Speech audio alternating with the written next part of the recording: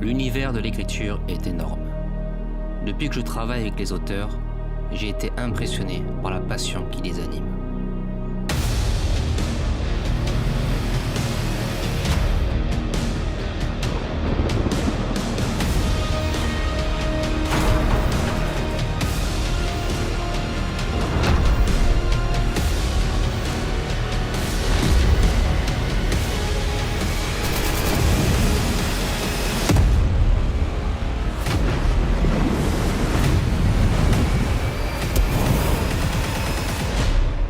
Écrivons ensemble le prochain chapitre.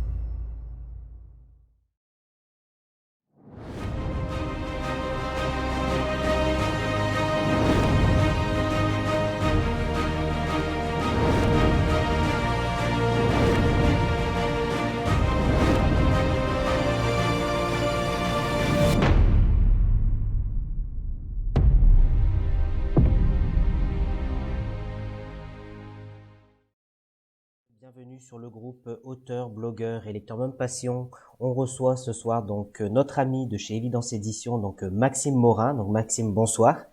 Bonsoir à tout le monde. Merci à toi donc d'avoir accepté donc notre invitation à venir partager ton univers livresque avec nous.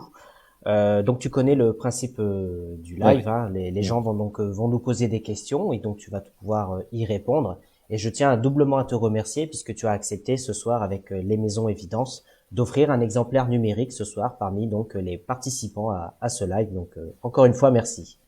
Tout à fait. Voilà. Déjà, merci à toi de me recevoir et de m'inviter. De rien. C'est toujours un plaisir de converser, de débattre, de parler littérature ensemble. Et merci à tout le monde d'être présent et par avance de vos questions. Voilà, merci à toi en tout cas. Et puis en attendant les premières questions, est-ce que je peux te laisser te présenter?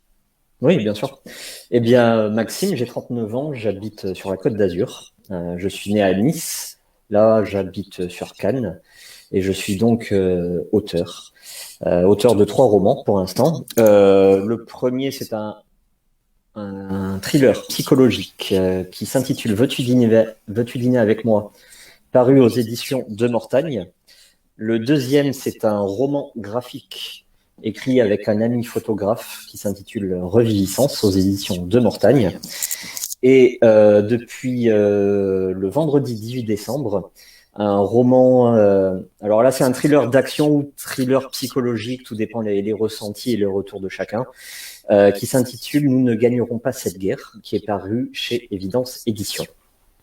D'accord, donc là on voit la couverture justement qui s'affiche à l'écran. Est-ce que tu peux nous en parler un petit peu plus de ce dernier roman?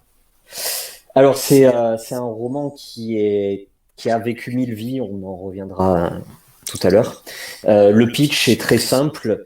Nous sommes au lendemain du 14 juillet 2016 où il s'est malheureusement passé des attentats terroristes sur la promenade des Anglais à Nice, le camion bélier qui a foncé dans la foule. Et donc nous sommes quelques heures après, au lendemain, et il y a un second attentat qui se déroule dans une crèche municipale. Voilà, ça c'est le pitch. Je tiens tout de suite à préciser que quand on parle terrorisme, quand on entend le titre « Nous ne gagnerons pas cette guerre », on croit s'attendre à un thriller d'action avec plein de fusillades, plein d'explosions, des bombes et des meurtres en cascade. Et non, il n'est absolument pas question de ça dans ce roman-là. De toute façon, je ne suis pas amateur de films, de séries ou de romans où il y a des meurtres et explosions en cascade. Je suis pas très Michael Bay avec Transformers et tout ça. Non, c'est pas du tout mon style. Oui, il y a de l'action, mais il y a surtout du psychologique. Il y a un jeu de piste, il y a un jeu de faux semblants. C'est ce que j'aime écrire. Et donc l'essentiel de ce roman, ça a été la crédibilité, c'est-à-dire mêler le réel, c'est-à-dire le vrai attentat qui s'est passé à Nice, et le fictif, c'est-à-dire ce second attentat, et comme ça mêler les deux tout en restant un maximum crédible, un maximum légitime, respecter au mieux la souffrance des victimes et de leurs familles. Et voilà, le maître mot de ce roman-là, c'est la crédibilité dans tous les thèmes que j'ai abordés. D'accord. Et pourquoi avoir choisi justement ce thème des attentats? Alors là, donc le 14 juillet 2016. Et au matin, et je reçois un texto de ma sœur qui me dit nous allons voir le feu d'artifice avec les petites. Est-ce que tu veux venir? Alors là, je dis non, je travaille. Voilà. Le soir, je travaillais effectivement. Et vers les 22 heures, je reçois une alerte sur mon téléphone attentat, promenade des Anglais, des morts, des victimes, un camion a foncé dans la foule. Donc tout d'abord, c'est la consternation. Ensuite, de suite, je pense à ma sœur, je sais qu'elle y est, je pense à mes nièces, donc j'appelle une fois, j'appelle deux fois, j'appelle trois fois. Toujours pas de réponse. Et là, je commence à avoir des pensées un peu. Tout d'abord, il y a la consternation, il y a la peur, il y a l'angoisse, mais après, il y a un peu toutes ces questions mystiques qui sont peut-être un peu ridicules, un peu questions religieuses, en disant non, mais ma sœur n'a jamais fait de mal à personne, donc elle mérite pas ça. Pourquoi elle, ça ne peut pas?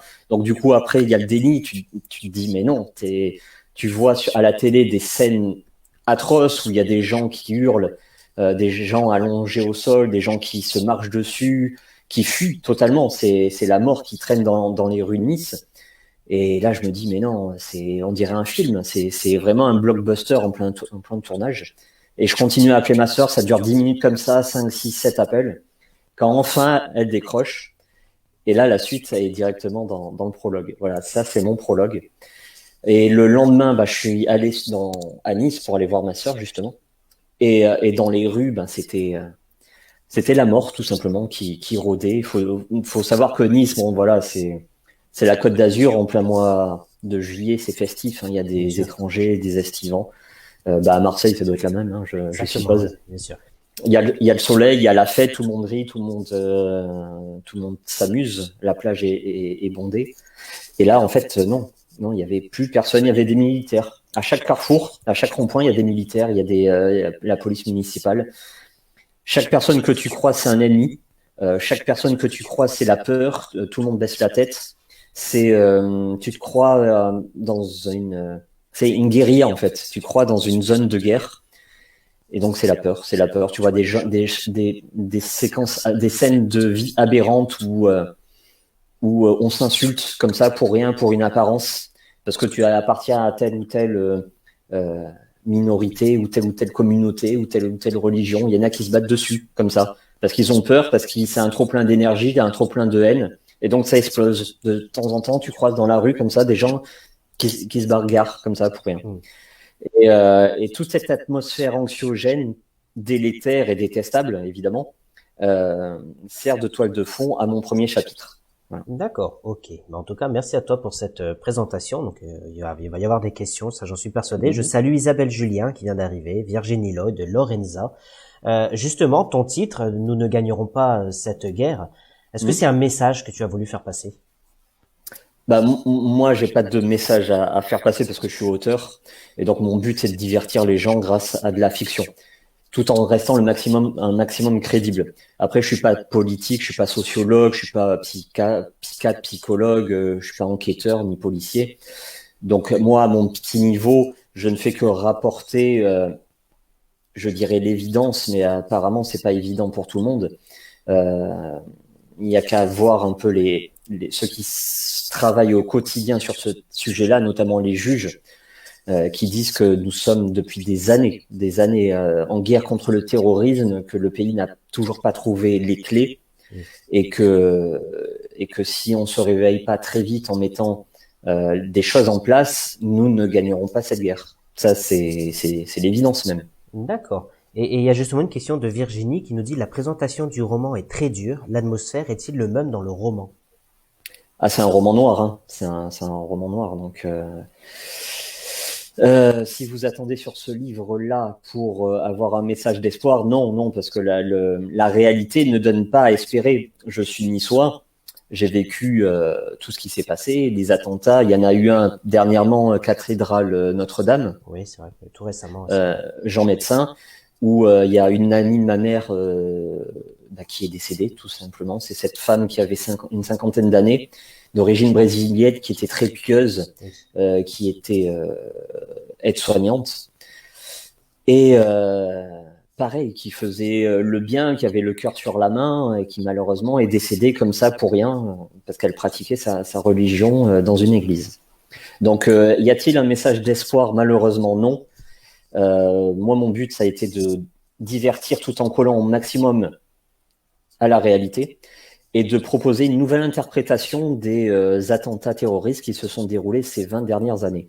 Et quand on lit les retours qui fleurissent un peu à gauche, à droite sur les différents groupes de lecture, on peut voir que mon interprétation reste, même si elle est fictive, reste très crédible. Enfin, j'ai travaillé pour. Hein. Après, c'est aux gens de juger. Hein. Justement, donnez-moi des retours, comme ça, vous appréciez ou non mon travail. Et j'apprécie d'autant plus les critiques négatives, constructives, qui m'aident à m'améliorer. Oui, j'imagine que comme tous les auteurs, voilà, tout ce qui est positif, tu le prends avec grand plaisir. Maintenant, tout ce qui est négatif mais constructif, tu le prends aussi avec plaisir. Ah, je prends plus à cœur les critiques négatives constructives parce que me dire tu écris trop bien, c'est trop bien, t'es trop beau, magnifique. J'ai pas de problème d'ego, donc moi ça me fait plaisir sur le moment, mais c'est de suite oublié. Par contre, quand on me donne des clés, des pistes pour améliorer mon écriture, moi je vois l'écriture en tant qu'apprentissage, toujours s'améliorer de jour en jour pour faire mieux. Oui, les critiques négatives constructives sont très importantes parce que ça me donne des pistes pour savoir là où je pêche et là où vers quoi je dois aller. D'accord, ok. Je salue Sacha Blasco, Michel Joule qui vient d'arriver. As-tu des rituels d'écriture? Non, pas du tout. Il y a un seul rite, c'est j'écris à l'envie. Voilà. Donc tout simplement, je ne crois absolument pas à l'écriture forcée, qui consiste à écrire tous les soirs et à se forcer, même si on a envie d'aller se balader, on a envie de regarder la télé, on a envie de s'occuper de ses enfants, passer sa soirée avec sa moitié. Non, je ne force pas parce que je n'y crois pas. Écrire durement à une labeur, un vrai calvaire pour sortir 3 paragraphes, non, c'est parce qu'on n'est pas inspiré, parce qu'on n'est pas dans un état mental pour écrire, parce qu'on n'a pas envie, tout simplement. Et l'écriture est une passion, on doit le faire avec plaisir, avec cœur. Donc moi, j'écris uniquement quand j'en ai envie. Après, il n'y a pas plus de rituel que ça. Je me mets dans une pièce, je suis seul, je suis au calme. Puis voilà, j'écris, tout simplement. D'accord. Virginie qui nous dit écrire sur un événement si douloureux, donc qui est les attentats, on le répète. Est-ce que c'est un moyen d'exorciser la peur?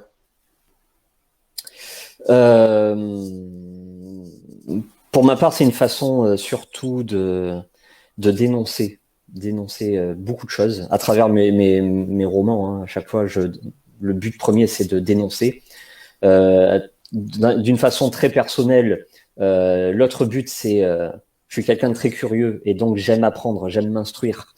Et donc les 3 thèmes que j'ai développés à travers ce roman-là, il y a le terrorisme, il y a l'autisme et il y a tout ce qui est deep web, dark web et web privé sur lequel on lit, on écrit énormément de poncifs et de clichés.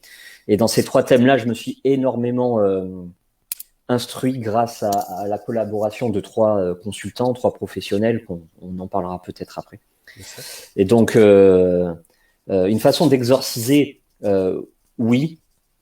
Après, moi, je n'y étais pas directement confronté à ces attentats, donc j'ai pas été traumatisé. Je sais que ma nièce, par contre, ma nièce était et ma sœur, mes 2 nièces, étaient très présentes et la plus grande, elle, depuis le 14 juillet 2016, toutes les réunions de masse, tout ce qui est fête publique, jour férié, feu d'artifice, elle est traumatisée, elle ne pourra plus jamais y retourner.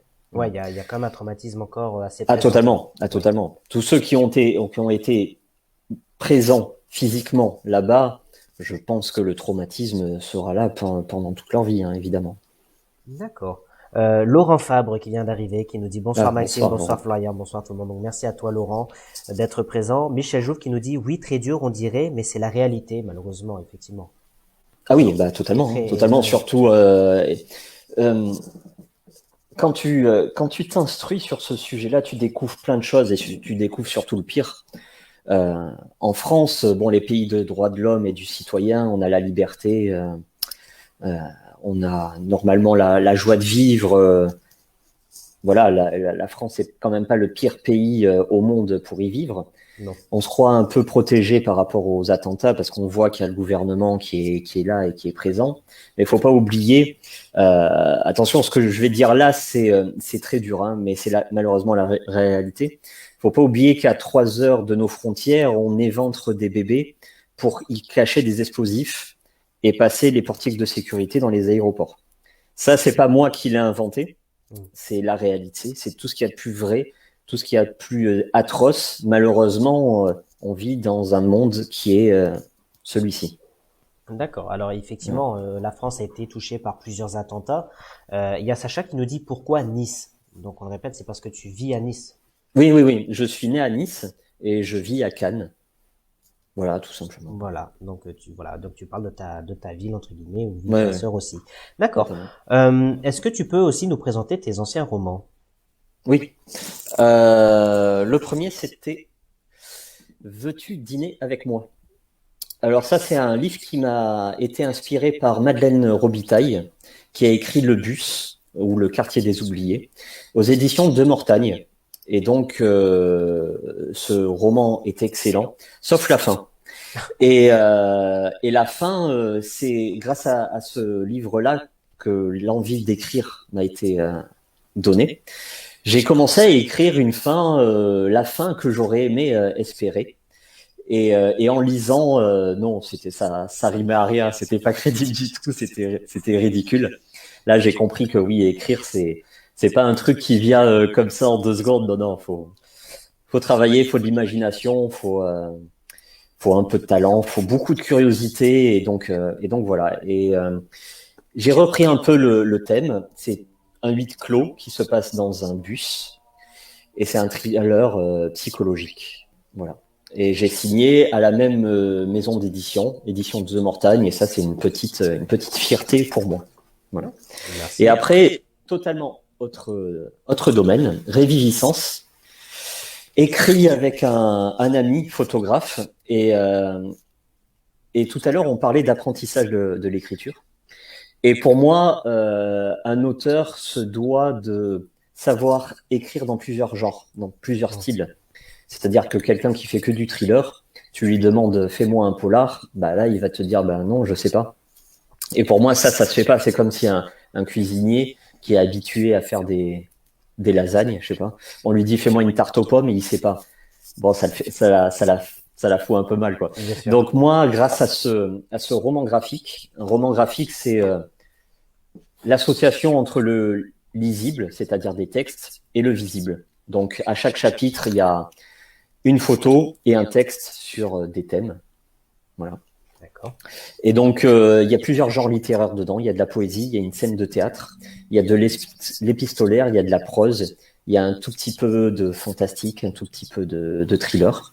Et donc, c'est sur l'émancipation de la femme depuis la Seconde Guerre mondiale jusqu'à nos jours. Voilà, on va suivre le parcours d'une femme dans toute sa vie, depuis sa naissance jusqu'à sa mort. D'accord. Et c'est un concept qui est très original, novateur. Oui, on voit pas ça souvent, c'est vrai. Voilà, je pense que c'est le premier, hein, parce que on n'a pas voulu simplement avoir des photos qui illustrent le texte, ou alors un petit texte qui illustre la photo. Non, c'est une véritable collaboration où les deux ont vraiment leur utilité. Ouais, donc là effectivement on voit donc cas de conscience. Cas de conscience. Cas de conscience. D'accord, parce qu'effectivement ça s'apparaît à l'endroit à l'écran, hein, on est bien d'accord. Il y a Laure qui nous dit je suis tout à fait d'accord avec toi Maxime, mais certains aiment avoir une zone de confort par rapport à ce que tu disais où les auteurs on pouvait se les mettre dans des cases. Bien sûr, mais ça c'est au début. Au début évidemment on écrit avec le genre où on se sent le mieux. Moi ça a été le thriller par exemple.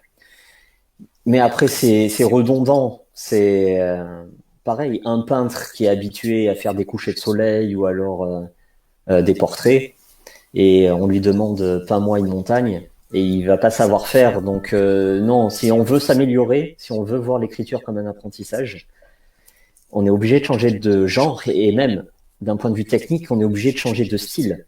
C'est-à-dire que moi, normalement, en temps normal, pour mon premier, j'ai eu une écriture très léchée, très maîtrisée, très calculée. Et bien là, j'essaye de plus en plus d'avoir une écriture plus relâchée, avec des termes peut-être un peu moins recherchés, un peu moins pompeux, J'ai en tête, par exemple, Nous rêvions juste de liberté d'Henri Lovenbroek. Je ne sais pas si tu l'as lu. Qui a... Ah. Et dans son texte, il y a une écriture qui s'apparente au langage parlé. Voilà. Donc, on pourrait croire que c'est quelque chose de très simple, qu'on écrit comme on pense. Mais en fait, pas du tout. C'est une écriture qui demande beaucoup d'expérience, beaucoup d'humour. Pour le coup, dans ce livre, il y a pas mal d'humour. Et aussi, c'est du travail. Et moi, j'aime bien travailler, j'aime bien me mettre en danger, affronter des défis. Voilà. D'accord. Bah, merci en tout cas pour toutes ces réponses. Donc, je rejoins Sacha qui nous dit par rapport à ton livre Poteau que c'est un livre très original. En tout cas, merci pour cette belle présentation. Et justement, quand tu écris en général, est-ce que tu as la trame? Non. Je connais mon point de départ. Je sais très précisément où je veux arriver. Donc, j'ai en tête mon prologue et mon épilogue. J'ai quelques axes de direction de mon développement. J'ai une intrigue et une sous-intrigue. Mais il est évident qu'arriver... Parce que pour moi, j'écris pas un livre en 3 mois. Pour moi, ça m'est impossible. Et même, je comprends pas les auteurs qui écrivent un livre en 3 mois. Pour moi, c'est au minimum 1 an de travail. Et durant cette année, il est évident qu'arrivé à un moment, j'aurai une meilleure idée, une meilleure piste, un meilleur jeu de piste, un meilleur personnage qui va arriver, ou au contraire, arrivé à un moment, j'ai plus avoir envie de parler de partir dans cette idée, de parler de ce personnage parce qu'il m'ennuie, parce que des fois, il faut savoir qu'on écrit des trucs, on les relit et puis c'est ennuyeux, donc non, on supprime et on refait, et non, pour moi, c'est impossible d'avoir la carte totale de mon livre de A à Z, c'est impossible. D'accord. Okay. Parce qu'au fur et à mesure, parce que pendant ces 1 an, c'est pas 1 an d'écriture. Évidemment, il y a des recherches. Et au fur et à mesure de recherche, tu t'aperçois que tu as oublié quelque chose, qu'il y a quelque chose qui peut être mieux fait. Voilà, donc tu es obligé de toujours remettre à niveau ton intrigue, tes personnages, tes dialogues, au fil de tes recherches, de tes envies. Voilà, j'écris toujours par envie. Donc voilà, parce que tu disais tout à l'heure que les recherches étaient très importantes pour toi dans ton écriture. Justement, comment ça se passe tes recherches? Est-ce que tu as des contacts? Est-ce que tu prends, par exemple, pour l'attentat de Nice, est-ce que tu t'as contacté des juges ou comment ça s'est passé? Voilà, alors là, on a un peu de temps là, parce que ça va durer. Alors, j'ai carte blanche pour toi. Nous ne gagnerons pas cette guerre. J'ai commencé donc l'écriture en 2016. Et je l'ai écrit en à peu près 11 mois. J'ai envoyé mon manuscrit auprès de 50 maisons d'édition et j'ai eu 50 refus.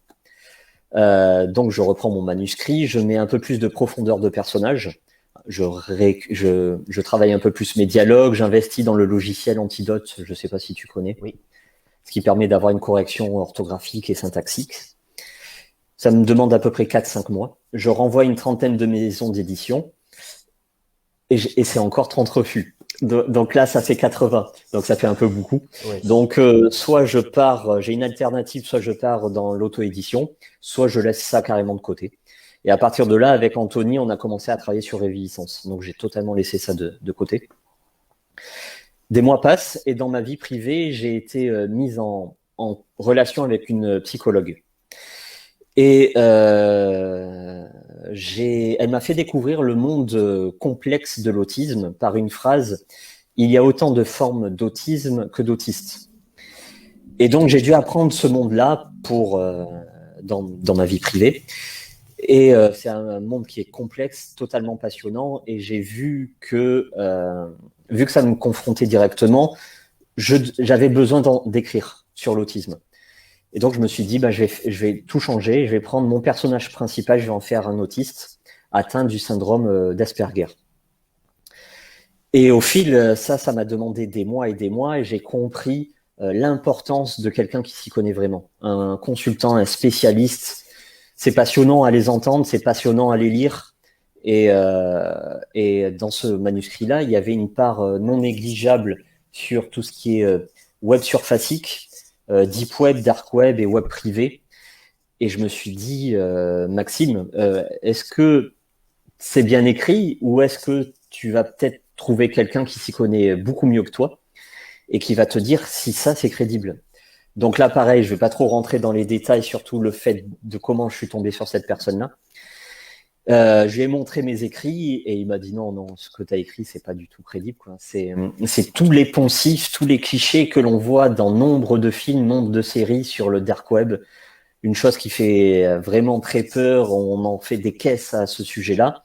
Mais viens avec moi, je vais te montrer déjà, ce qu'on peut y trouver, et deux, surtout la façon dont on peut y aller, c'est-à-dire les données techniques, la configuration, la conformation technique pour y accéder. Et là, pareil, j'ai appris des tas et des tas de choses. C'est un domaine qui est passionnant. Et donc, j'ai retravaillé encore mon manuscrit avec ces nouvelles données. Des mois passent, et là, par mon travail, j'ai été mis en relation d'une façon totalement pas hasardeuse. J'ai été mis en contact avec un médecin urgentiste qui était là, présent sur Promenade des Anglais le 14 juillet 2016. Et il m'a donné un témoignage bouleversant d'humanité, de cruauté, de violence. Il m'a aussi donné certaines clés qui diffèrent du discours officiel du gouvernement. Donc moi, mon but, c'était pas non plus de polémiquer parce que je suis un auteur et j'essaye de divertir. Mon but, c'est pas de lâcher des trucs comme ça. Ouais, C'est pas mon rôle. ouais. Voilà, je suis pas psychologue, je suis pas sociologue, je suis pas politique, ni enquêteur, ni avocat. Et donc j'ai puisé dans son témoignage tout le côté poignant, tout le côté humain. Attention, je n'ai pas puisé le côté sensationnel parce que je suis pas là pour faire du sensationnel. Je suis pas là pour faire pleurer dans les chaumières. Non, je mets en avant la réalité, tout simplement, tout en étant respectueux de la douleur de la douleur et la souffrance des victimes et de leur famille, de leurs connaissances et amis. Et donc j'ai encore retravaillé, et donc ça m'a demandé 3 ans. Au final, nous ne gagnerons pas cette guerre, c'est énorme, c'est 3 ans d'écriture. J'ai pris ce manuscrit, je l'ai envoyé à 10 maisons d'édition, et sur ces 10 maisons d'édition, j'ai eu 6 contrats, 6 réponses positives. Comme quoi, la crédibilité, le vrai travail, l'investissement. Ouais, là, je me suis pour le coup vraiment investi. Ça a payé et puis tant mieux. Ouais, puis comme on dit, laisser le temps au temps et ça a marché aussi. Voilà, totalement. D'accord. C'est pour ça que l'auto-édition, j'aurais pu y aller, mais quand on voit le produit avant et le manuscrit fini, où j'ai changé environ 70% de mon écrit, la qualité est indéniable, la différence entre l'un et l'autre, voilà. Ouais. Mais en tout C'est cas, évident. il y a Roselyne qui vient d'arriver qui nous dit bonsoir Maxime, bon live. Bonsoir. Je viens de recevoir ton livre, c'est génial.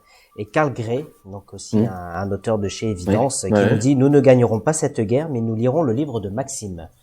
Merci. Une question, est-ce que tu sais s'il y a des victimes ou des familles des victimes qui ont lu ton roman? Il est sorti le 18 décembre, donc il y a 3 jours. Oui, c'est vrai que. Donc pourquoi pas, j'espère, je souhaite en tout cas. Et si je peux avoir justement leur retour, ça m'intéresse grandement. D'accord. Alors effectivement, tu as abordé plusieurs sujets. Donc effectivement, il y a Nathalie Friquet qui nous dit l'autisme est un sujet vaste. C'est vrai que tu as parlé du syndrome d'Asperger. Ouais, Asperger. Asperger, c'est ça. Donc ce qui est donc la maladie que ton personnage a dans son livre. Voilà, il est atteint du syndrome d'Asperger. On peut en parler 2 minutes, vraiment d'une façon très rapide et avec beaucoup de guillemets, parce que rentrer dans ce sujet-là demanderait des heures et des heures. En fait, le syndrome d'Asperger, c'est tu prends la courbe des quotients intellectuels et tous ceux qui sont supérieurs à 140, les syndromes d'Asperger se trouvent ici. Il y a plusieurs termes qu'on utilise comme ça, un peu à l'emporte-pièce. Surdoué, prodige, précocité intellectuelle, douance, voilà. Mais il faut pas croire que ces personnes-là ont un don du ciel. Non, au contraire, leurs problèmes sont au-delà de leur qualité. C'est-à-dire que leurs 5 sens reçoivent les informations, mais ils n'arrivent pas à les interpréter justement. Donc, ils n'arrivent pas à apporter les réponses socialement acceptées.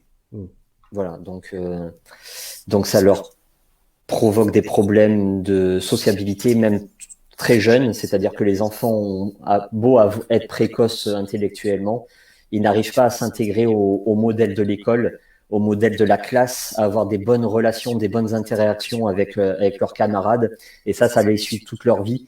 C'est-à-dire que dans le travail, c'est très compliqué. Quand tu prends un café, on te dit bonjour, et que ce bonjour-là, c'est un vrai problème existentiel. Tu commences à réfléchir pourquoi il me dit bonjour, est-ce que c'est sincère, est-ce que je peux lui faire confiance, ça va jusque-là.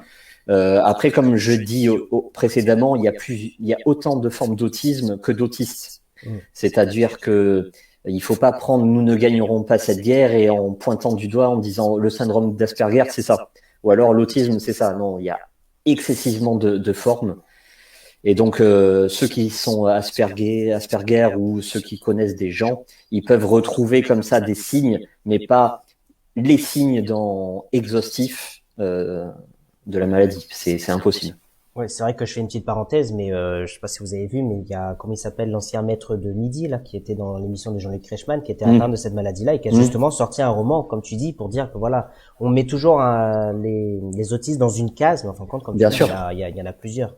Et chaque maladie est différente, bien entendu. Totalement. C'est pour ça que certains se considèrent anormals, mais dans le livre, j'aime bien dire qu'ils sont au contraire avec une majuscule normale, une autre normalité. C'est pas des gens bizarres, c'est pas des gens qu'on doit pointer du doigt et justement mettre dans des cases. C'est une autre normalité et on doit apprendre à vivre avec. D'accord. En tout cas, merci pour cet éclairage. En tout cas, ça permet effectivement des fois de remettre un petit peu les points sur les i sur certains dires. Il y a Roselyne qui nous dit comment tu choisis le titre de tes livres.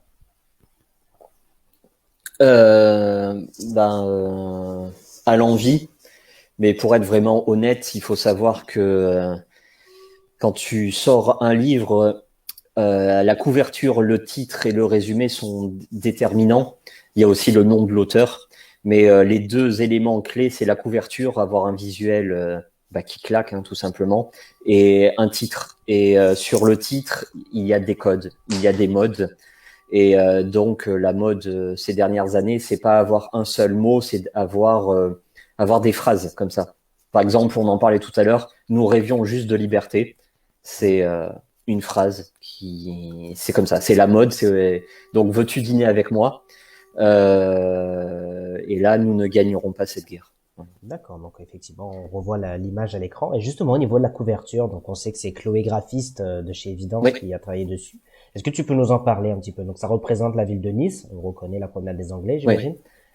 Alors là, la couverture, ça a été compliqué parce que Évidence Édition m'a proposé 2 couvertures où était explicité justement un militaire, un soldat, une scène de guerre. Et il faut savoir que non, dans mon roman, il n'y a pas de militaire, il n'y a pas de guérilla, il n'y a pas de fusillade ni d'explosion. Et donc, j'ai refusé ces 2 couvertures, à savoir que Évidence Édition, comme toutes les maisons d'édition, ont 100% le pouvoir de décision sur la couverture. Et au lieu d'être buté et de taper du poing sur la table en disant non, on fait ce qu'on veut, ils ont été très à l'écoute, justement. Et je leur ai conseillé, justement, de présenter Nice au crépuscule, comme si on attendait le feu d'artifice au 14 juillet 2016. Et voilà, il y a cette superbe couverture qui est arrivée. C'est Chloé Chloé et Jennifer qui m'ont proposé ça. J'ai fait bingo, c'est très très bon pour moi. Allons-y. C'est vrai qu'elle est jolie et comme nous dit Laurent, merci Chloé Graphiste pour la superbe couverture. Une question de Sacha, et je reviendrai sur les questions de Roselyne après, qui nous dit tu nous dis que le début tu penses prologue et épilogue. Est-ce que l'épilogue peut changer en cours de l'écriture du livre? Totalement. Pour Veux-tu dîner avec moi, j'avais une idée très très précise de la fin. Pour moi, la qualité première de Veux-tu dîner avec moi, c'est la fin.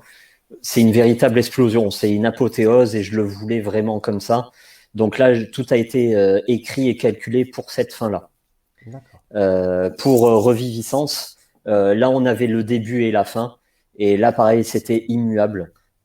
On savait très précisément où on voulait aller. Par contre, pour Nous ne gagnerons pas cette guerre, comme je l'ai dit précédemment, j'ai changé 70 à 75% de mon manuscrit, de l'intrigue. Donc là, évidemment, même si le prologue n'a pas bougé, la fin a changé. Ok, super. Bah, merci pour toutes tes réponses. Donc, Roselyne qui pose la question, quelles sont tes préférences littéraires, musicales et cinématographiques? Littéraire, c'est les polars, hein, tout simplement. Même si je lis de tout, mon registre numéro 1 en lecture, c'est le polar. Évidemment, en film, c'est la même chose. Hein. Pour moi, il y a Le Parrain, voilà, de Mario Puzo, en livre, et de Coppola. Même si, pareil, je lis et je regarde absolument de tout. Et en musique, je fais de la guitare. Voilà, Oui, donc en guitare, je joue pas mal de blues. J'ai appris quand on apprend la guitare, c'est bien de commencer par le blues. Après, on accélère la cadence, on passe au rock. Et après, on accélère la cadence et on passe à tout ce qui est hard rock, metal, etc. Pareil, pour l'apprentissage, on commence doucement et plus ça va, plus on augmente le rythme. À savoir qu'en musique, le plus important, c'est pas les notes, c'est le silence. Voilà, le plus dur à maîtriser en guitare, c'est pas les notes, c'est le silence. C'est intéressant ce que tu dis. Ouais, c'est pour ça que le blues est très intéressant, où on doit exprimer un maximum de sentiments, un maximum d'émotions avec très peu de notes. Toute la difficulté est là. Ah, si j'avais su que tu jouais de la guitare et du blues, en plus de lire l'extrait, je t'aurais demandé de nous jouer un petit morceau de blues. Ah bah oui. Pourquoi pas, ouais. C'est trop tard, j'imagine. Bah là, il faudrait faire chauffer les amplis. Et faire chauffer les amplis à lampe, c'est 10 minutes. Ah oui. Donc voilà. Pour un prochain live, on fera un live spécial blues alors. Pas de problème. Super. As-tu des auteurs préférés, tes coups de cœur, et t'en inspires-tu pour écrire? Nouvelle question de Roselyne. Alors en auteur français, c'est tous les auteurs qui ont un véritable style. Hein. C'est-à-dire que moi, lire des best-sellers où l'écriture est neutre et se ressemble tous, ça m'intéresse absolument pas. Pour moi, les auteurs qui ont une véritable patte, c'est Hervé Lecor, c'est Michael Mention, c'est Maud Maïras, c'est Franck Bouys. Où vous lisez une seule phrase, vous lisez un paragraphe et vous savez qui a écrit. Vous arrivez à reconnaître très précisément l'auteur. En écrivain, en auteurs internationaux, je dirais Don Winslow, Ted Lewis, James Lee Burke, toujours, ils ont une patte comme ça qui est indéniable. Et numéro 1, tout là-haut, je dirais R.J. Ellory. Ah bah oui, voilà. Qui est parrain de notre groupe. Quand tu apprécies les romans noirs, quand tu apprécies les polars, c'est R.J. Ellory. D'ailleurs, je recommande Vendetta d'Ellory, si vous voulez un très bon, excellent même livre, un polar. Voilà. Eh ben écoute, ça lui fera plaisir s'il vous regarde de notre live ce soir, parce qu'il est parrain de notre groupe, ça lui fera plaisir. J'imagine que tu dis ça. Tant mieux. Merci à toi. Marc Carré qui vient d'arriver, donc bonsoir à toi Marc. Bonsoir Marc. Une question, parle-nous de Laurent, ce super directeur de collection, doué, bienveillant, sérieux, mais aussi exigeant. Parle-nous de ta collaboration avec lui avant, pendant et après la publication de ton livre. J'ai eu 6 contrats positifs et pareil, moi j'aime bien changer de maison d'édition, donc j'en ai eu deux différentes pour les 2 précédents. Et donc, j'en aurai une 4e pour mai 2021, pardon. Oui. Et là, pour la 3e maison d'édition, j'ai vu Laurent Fabre et je le connaissais déjà avant. Et j'ai vu Laurent Fabre, je me suis dit, bon, allez, c'est bon, je signe. rien que pour ce nom-là, j'ai signé. Ouais, c'est quelqu'un que tout le monde doit connaître. Quelqu'un de très cultivé, tout d'abord. Quelqu'un de très humain, de très disponible, très à l'écoute. Et ça, c'est important. Dans une saine collaboration, quelque chose de très sérieux. Et donc, ça a été très, très agréable. On a fait du bon travail, aussi bien avec lui que avec les éditions Évidence.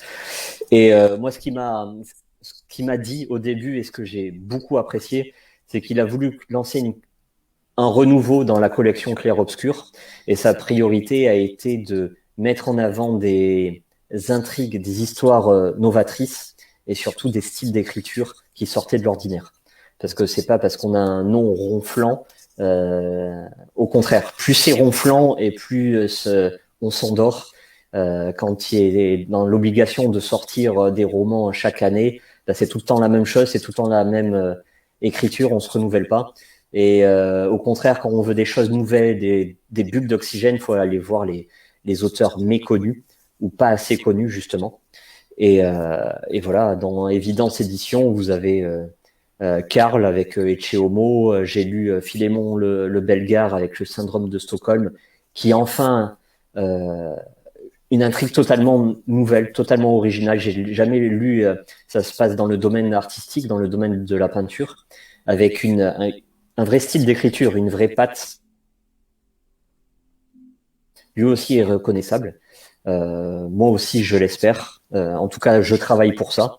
Avoir un vrai style, c'est comme en peinture, un peintre ne peint pas pour reproduire du Rembrandt ou du Picasso, ou du Dali, ça n'a aucun sens. C'est comme si moi je lisais un bouquin, je lisais Hélory et je voulais faire du Hélory. Ça n'a aucun sens parce que t'as pas le talent et puis surtout tu n'apprends rien. Ce n'est pas amusant, ce n'est pas passionnant de copier les autres. Et tout le travail, c'est justement de développer ses propres capacités pour avoir enfin sa patte. Ouais, ouais. C'est intéressant ce que tu dis par rapport à ce que Évidence Édition, voilà, qui laisse la chance à tout le monde par rapport à certains thèmes. Tu vois, bon, toi, t'as le terrorisme, le syndrome de Stockholm avec Philémon, Eva Marin aussi qui traite sur les témoins de Jéhovah. On n'en parle pas souvent, donc c'est vrai que ce qui est appréciable avec cette maison d'édition, c'est que voilà, il y a des thèmes qu'on n'a pas l'habitude d'entendre qui sont abordés. Totalement. C'est vrai que c'est intéressant.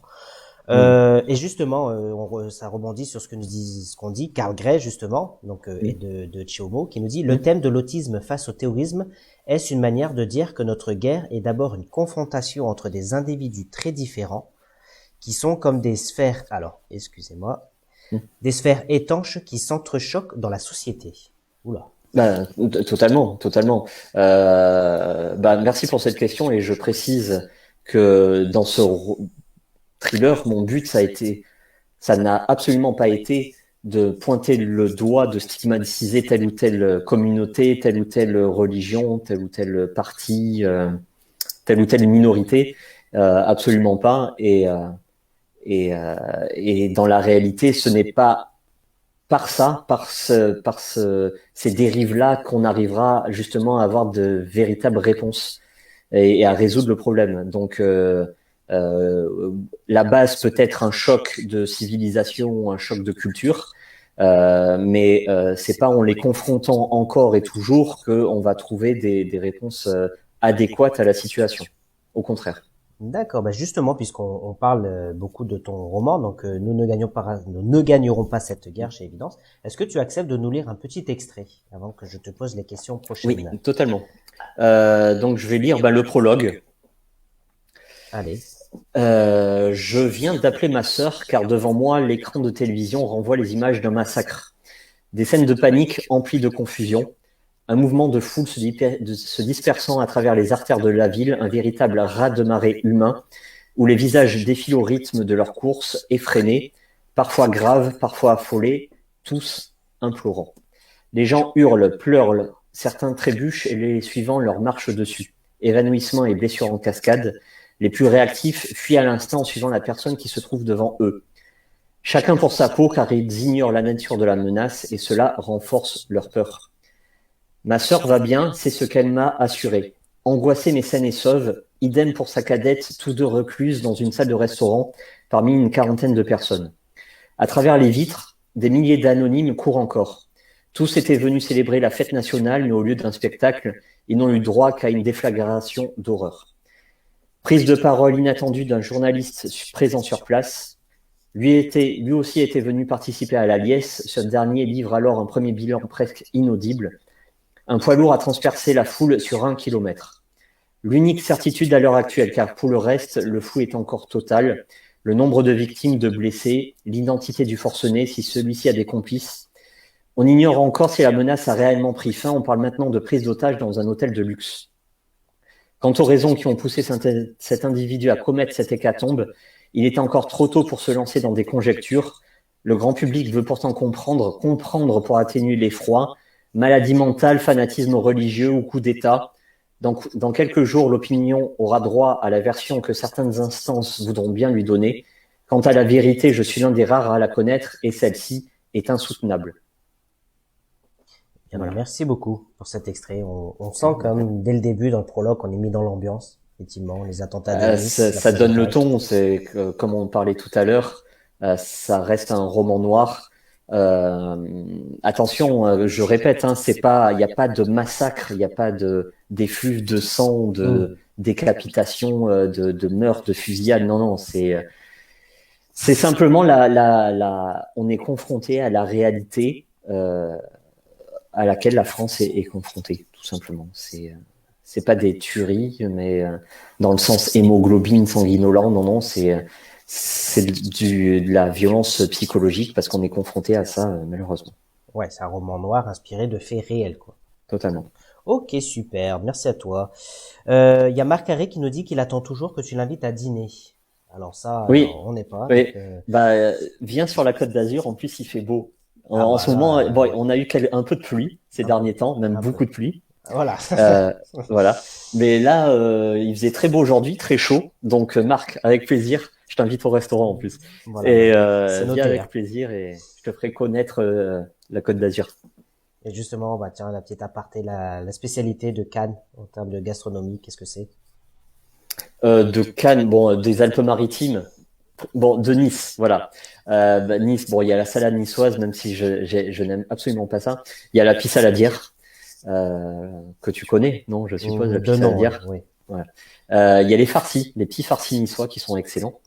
Et il y a la tourte de blettes. Alors la tourte de blettes, c'est un dessert avec des pignons et du sucre glace par-dessus, et ça c'est forcément excellent. Bon, c'est pas très bon pour la ligne évidemment, mais c'est excellent. Voilà. Eh ben écoute, c'est noté. Je viendrai aussi. Alors c'est noté. Tu viendras avec Marc, avec plaisir. Avec grand plaisir, merci. Il y a Rosine qui demande ta passion de l'écriture. T'es venue quand et comment? Il y a 6 ans, en 2014. Et comment je l'ai dit tout à l'heure, hein, avec Madeleine Robitaille, Le Bus, excellent thriller sauf la fin, et je me suis amusé comme ça à réécrire à la fin. Voilà, tout simplement. D'accord. Et une prochaine question de Roselyne. Tes projets, as-tu déjà une idée dans un prochain livre? Ouais, je publie avec LBS Éditions en mai 2021 un polar. Donc là encore un autre style d'écriture et un autre genre littéraire. Je suis en train de peaufiner un roman à plusieurs mains avec plusieurs autres auteurs. Donc là aussi c'est une nouvelle expérience. C'est pas simple, hein parce que pour écrire avec beaucoup de personnes, chacun a ses idées, chacun a ses volontés et tout. Donc c'est pas évident, mais c'est un plaisir, hein, c'est une nouvelle expérience. Et je viens de finir là une dystopie écologique, donc là encore un autre genre. Et donc voilà, j'ai envoyé à plusieurs autres maisons d'édition parce que pareil, changer de maison d'édition, c'est apprendre avec d'autres personnes, avec d'autres volontés, avec d'autres objectifs, et c'est toujours un plaisir. D'accord. Voilà. Et justement, il y a une question de Marc qui demande, est-ce que tu as envie d'écrire un thriller historique?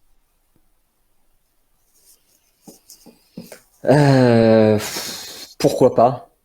J'en lis évidemment, mais je pense que là les thrillers c'est bon, j'en ai écrit 2, j'ai vu, j'ai apprécié, mais maintenant j'ai envie d'autre chose. Voilà. Comme je te dis, je travaille, j'ai écrit à l'envie, et là mes envies actuelles c'est pas du thriller. J'ai encore jamais fait de fantastique, j'ai encore jamais fait d'horreur. Pourquoi pas me lancer là-dedans? J'avais jamais fait de dystopie, voilà, j'en ai écrit une. Auparavant, j'en ai lu des dizaines et des dizaines, et c'est un sujet qui est passionnant. Surtout une dystopie écologique, quand on voit les enjeux environnementaux actuels, il y a une véritable urgence, de véritables questions.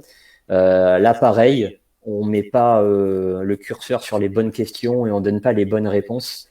Quand je vois fleurir des champs d'éoliennes, non, c'est quand on voit des voitures électriques qui marchent avec des batteries. Non, c'est pas avec ça qu'on va s'en sortir. Voilà. Pareil, le débat pourrait durer des heures et des heures. Donc voilà, moi ce que j'aime bien, c'est m'instruire, voir où sont les vraies questions et voir où sont les vraies réponses. Voilà, pas les réponses qu'on veut nous faire croire, qu'on nous met en plein devant en disant ça c'est la vérité, non. D'accord. Bah, merci en tout cas. Je salue donc toutes les personnes qui viennent d'arriver. J'ai vu Nicole Thomas arriver, Sonia Robinard qui s'excuse pour le retard. Pas de souci, vous inquiétez pas. Le replay sera disponible sur YouTube comme d'habitude. As-tu cherché l'objectivité journalistique à la manière de Truman Capote dans ton prologue pour mieux faire jaillir l'émotion ensuite, nous demande Karl. Je suis pas journaliste, hein, donc une véracité journalistique, non. Toujours pareil, il faut être crédible, le plus sincère possible, mais ne jamais oublier que tu es auteur. Enfin, quand je dis tu, c'est pas à Karl, hein. c'est un tu générique. Hein. Faut jamais oublier qu'on est là en tant qu'auteur pour faire palpiter les gens, leur provoquer des émotions, des sentiments, leur faire peut-être apprendre des choses, les rendre un peu plus curieux, leur faire poser plein de questions.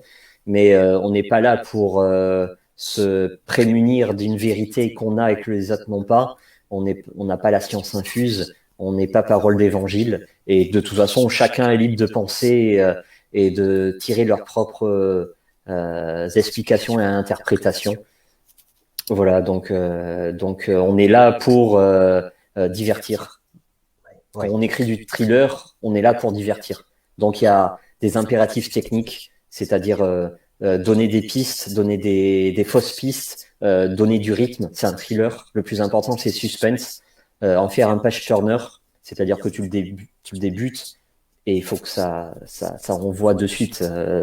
Moi, ma première phrase, on est directement dans l'action. Oui. On l'a vu avec le prologue que tu as lu tout à l'heure. Pour ceux voilà, on est directement plongé dans l'action. Et le thriller, qui dit thriller, dit suspense. Donc, on perd pas de son temps. On veut hameçonner le lecteur, si je peux dire ça comme ça, dès le début. Et et plus ça va, plus on est avec une canne à pêche et on le tire vers soi. On veut l'amener quelque part. Évidemment, c'est un jeu de fausses pistes. Donc, tu l'emmènes d'un côté, alors que la vérité, elle se trouve, voilà. C'est un jeu, hein, tout simplement. Bien sûr. Alors, je rappelle pour ceux qui nous rejoignent, hein, donc je vois que Rachel Eck, si j'écorche pas le nom, vient d'arriver. Oui, donc salut Rachel. Donc on parle de ton roman, on le voit à l'écran. Nous ne gagnerons pas cette guerre chez Évidence Éditions, donc qui est sorti donc le 18 décembre dernier. Et pour te citer, c'est un roman noir inspiré de faits réels sur fond des attentats de Nice le 14 juillet 2016. Justement, après avoir parlé donc de l'autisme, du terrorisme, est-ce que il y a des sujets sur lesquels tu ne pourrais pas écrire? Ah bah, de toute façon, tous les thèmes que j'ai abordés dans les précédents livres, je me suis documenté outre mesure. C'est bon. Là, le terrorisme, j'en ai fait le tour. L'autisme, j'ai fait le tour. Le dark web, j'ai fait le tour. Les huis clos, j'en ai fait le tour avec Veux-tu dîner avec moi. L'émancipation de la femme des années de la Seconde Guerre mondiale jusqu'à nos jours, j'en ai fait le tour aussi. Donc tous ces thèmes-là, je ne vais plus les aborder. D'accord. Et justement, là, tu viens de montrer la couverture de ton roman, là, donc la photo. Est-ce que tu peux remontrer effectivement les couvertures de tes romans pour ceux qui nous rejoignent? Donc ça, c'est le roman graphique, et ça, c'est le thriller. Veux-tu dîner avec moi? C'est un huis clos dans un bus. Donc pareil, thriller psychologique. D'accord, ok. Et Reviviscence, donc tu l'as dit tout à l'heure, un photographe, un ami photographe qui l'a écrit avec toi.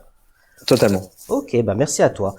Alors, Sonia Robinard qui nous dit, alors je ne sais pas si la question a été posée, mais vous avez trouvé votre titre avant, pendant ou après l'écriture? Alors, il me semble que tu as répondu, mais pour toi, Sonia, il va répondre. C'est après ces multiples recherches, multiples refonds de l'intrigue, surtout avec cette collaboration avec les trois spécialistes.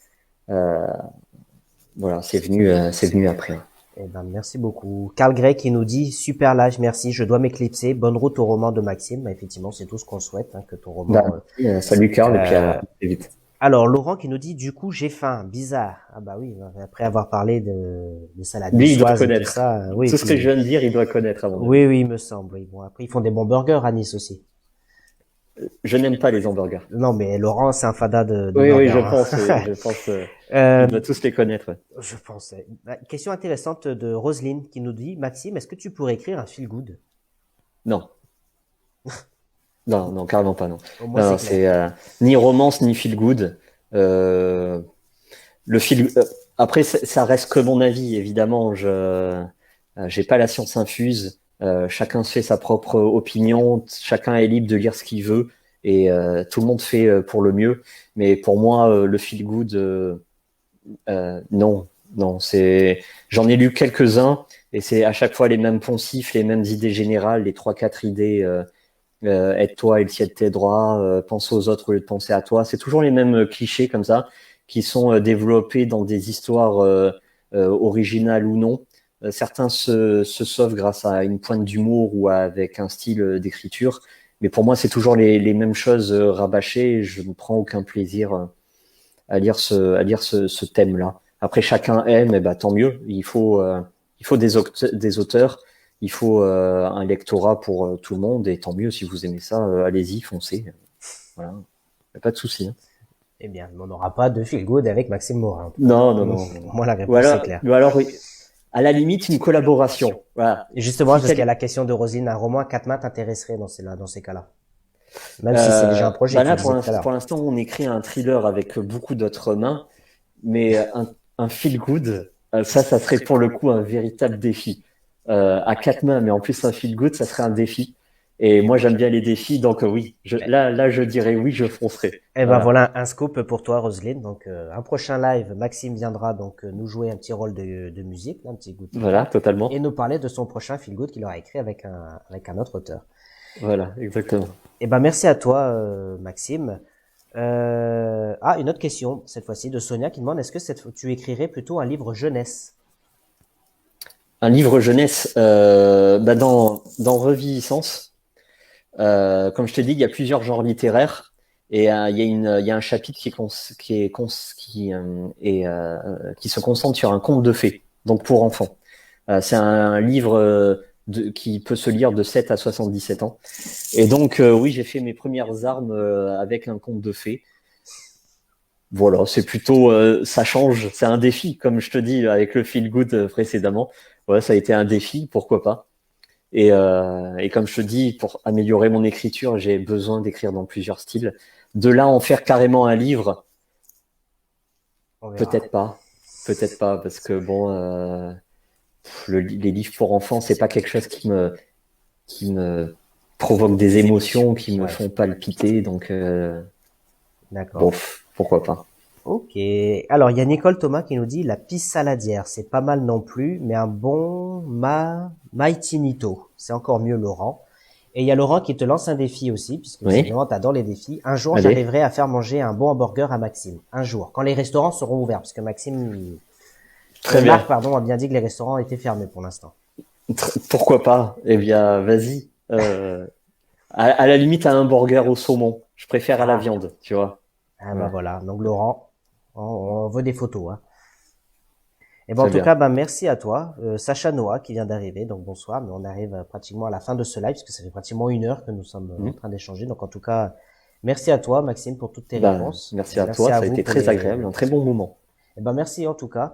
Donc on rappelle ton roman, donc Nous ne gagnerons pas cette guerre, sorti le 18 décembre dernier chez Évidence Éditions, qui est à gagner ce soir par tirage au sort.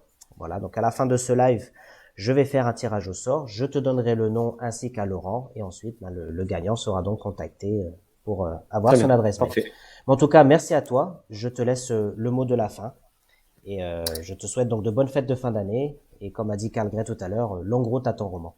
Merci à toi. Merci. Déjà, merci à toi pour cette invitation, et puis pour ce live, ça a été vraiment très agréable, j'ai pas vu l'heure passer. Merci à tous ceux qui étaient présents là. Pour leur présence et pour leurs questions. C'est toujours un plaisir comme ça d'échanger, de converser, de parler littérature. Pour finir, j'ai eu un coup de cœur en 2020, un coup de cœur de lecture, c'est Luca Di Fulvio avec Le Gang des rêves et tous ses autres romans. Donc si vous êtes à court de bonnes idées pour lire et pour faire des cadeaux au pied du sapin, eh bien faites... acheter Luca Di Fulvio, c'est très très plaisant. Ou sinon, acheter les auteurs de la collection Clair Obscur. Tous les livres sont disponibles sur Amazon, sur la Fnac, directement sur le site d'Évidence Édition, ou même vous pouvez faire commande auprès de votre libraire. Et donc voilà, avec Laurent Fabre et sa collection Clair-Obscur, vous allez avoir la chance de lire des intrigues novatrices et des styles d'écriture auxquels on n'a pas l'habitude d'être confronté. Voilà. Sur ce, bonne fête à tout le monde. Soyez gâtés, profitez, soufflez, parce qu'on a besoin d'oxygène. Profitez, voilà. Et n'hésitez pas à vous jeter des défis pour 2021. C'est comme ça qu'on avance, enfin, pour moi. Voilà. En tout cas, merci à toi pour ce mot de fin. Je te souhaite de bonnes fêtes de fin d'année. Merci. Et comme tu l'as dit, profitez pour lire, faites attention à vous et 2021 ne sera que meilleur. Totalement. Allez, bonne soirée. Merci, bonne soirée à tous. Ciao.